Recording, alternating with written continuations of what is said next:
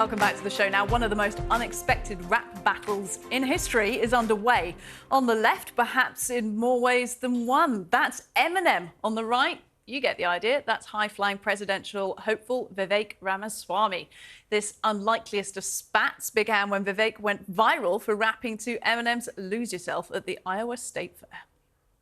Everybody's joking now, the clock's run out, time's up, over, plow, snap back to reality. Oh, there goes gravity, oh, there goes gravity, choke. He's so mad, but he won't give up that easy. Oh, now, Eminem's lawyers, after that, issued an immediate cease and desist letter banning Ramaswamy from ever doing it again, at least in public.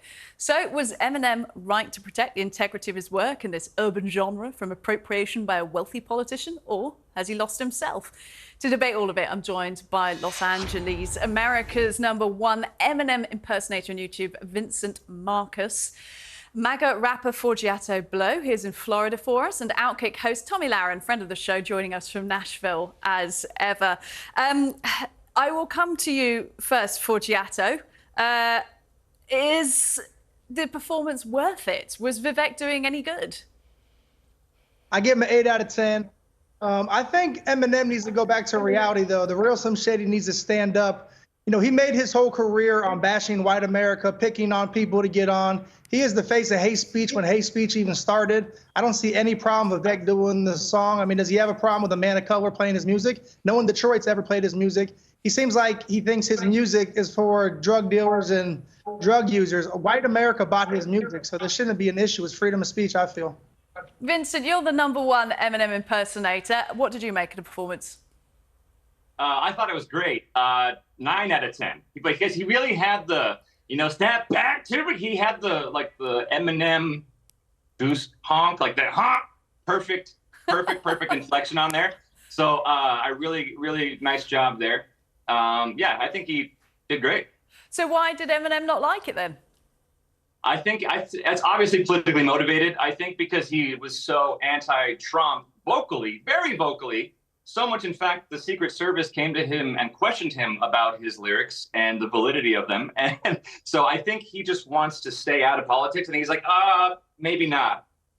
I'm out. I think he learned his lesson on that for a little bit. Well, let's remind ourselves of the number of musicians that have banned Donald Trump, a certain former president, from playing their music at his events. Adele, Aerosmith, the Beatles, Bruce Springsteen, Eddie Grant, Elton John. I mean, I could go Pavarotti, Nickelback, Pharrell Williams, Phil Collins, Prince, Queen, R.E.M. I mean, it goes on and on and on. Tomi, what's all this about? Oh, I think it's obviously politically motivated, and I'm sure Eminem, Slim Shady, doesn't want a Republican candidate singing to his song. But the real winner here is actually Vivek, because although he might have gotten that cease and desist letter, it really doesn't matter because we're talking about it. And that's what Vivek wants. He wants to create some kind of a controversy. He wants to get earned media airtime, and this story has continued to progress. So by Eminem's company, Slim Shady, by them sending the cease and desist letter, they've just really helped Vivek out, get him more airtime, get more press about the issue, and it's also cemented his underdog status, right, which people love.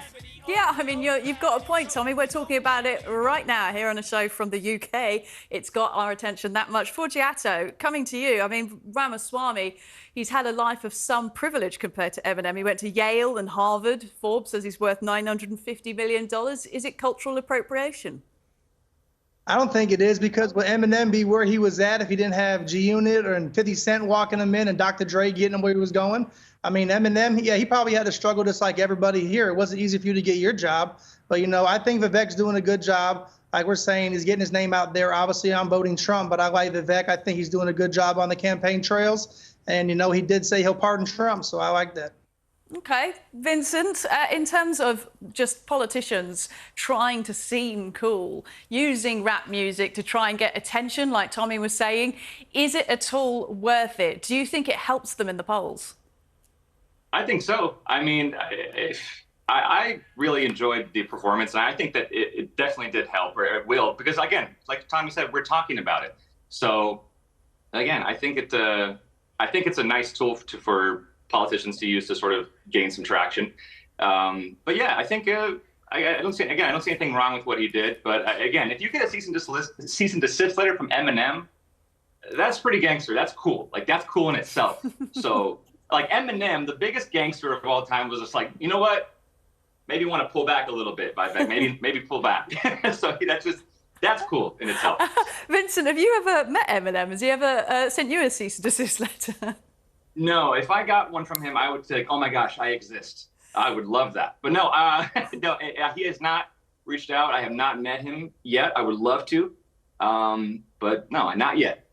Okay, all right. Well, maybe he'll watch this and maybe he'll get in touch with you and tell you what he makes of your impersonations. Look, Tomi, Sure. Politicians kind of trying to seem cool. Let's look at this latest clip we've got of a certain Ted Cruz.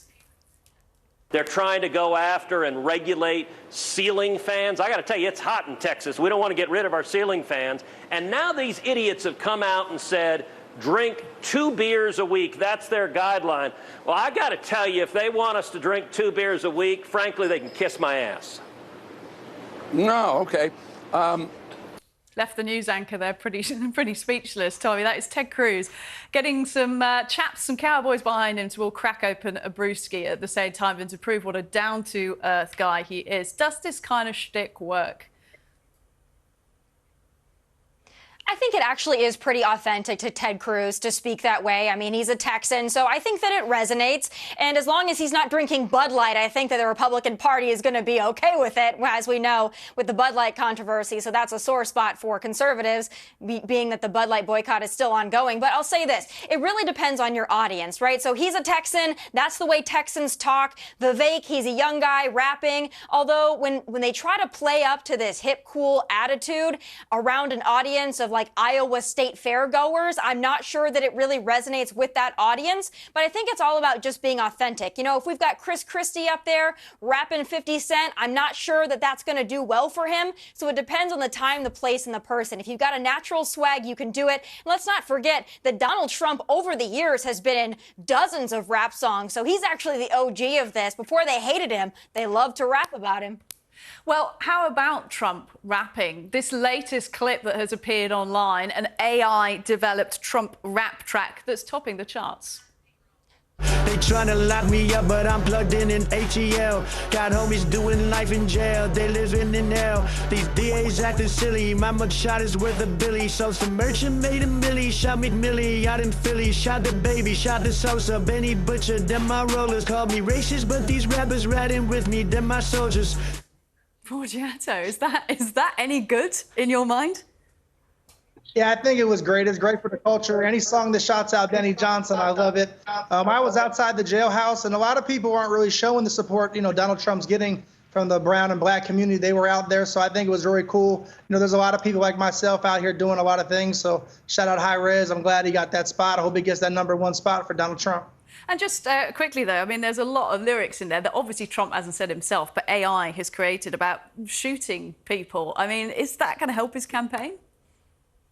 I didn't hear anything in there about shooting anybody, so I didn't hear that. But I think it just, sometimes people just got to laugh and have fun, right? Everything's so serious. People weren't worried about Eminem when he was talking about robbing, killing, and shooting every gay person in America. Now they're supporting him. So, I just think that song was great. I like the song. Eminem not running for president, though. Obviously, Trump didn't create that song himself. It's AI generated. Maybe I misheard the shooting thing. I'll take it back and listen again. But one thing we do want to listen to again, and this is with Vincent in mind, very carefully. Let's once again listen to Vivek Ramaswamy rapping Eminem. Everybody's joking now, the clock's run out, time's up, over, plow, snap back to reality. Oh, there goes gravity, oh, there goes gravity, choke. He's so mad, but he won't give up that easy. Oh, now, Vincent, America's Got Talent, that's what you were involved in. You're America's #1 Eminem impersonator. How should he have done that better? Give us a go. Very close to it, but you got to hit that, you got to hit that. Because he starts off with the whisper, right? But then he starts to get mad, he goes back to slam, stage 2. But then when he starts to get really pissed off, he starts to scream. It's lose yourself in the music the moment you want it. You better never let it go. You only get one shot. Do not miss your chance to blow. This opportunity comes once in a lifetime. You better. So that's how I would have done. Very good. Very, very good. You've got you've got us convinced too.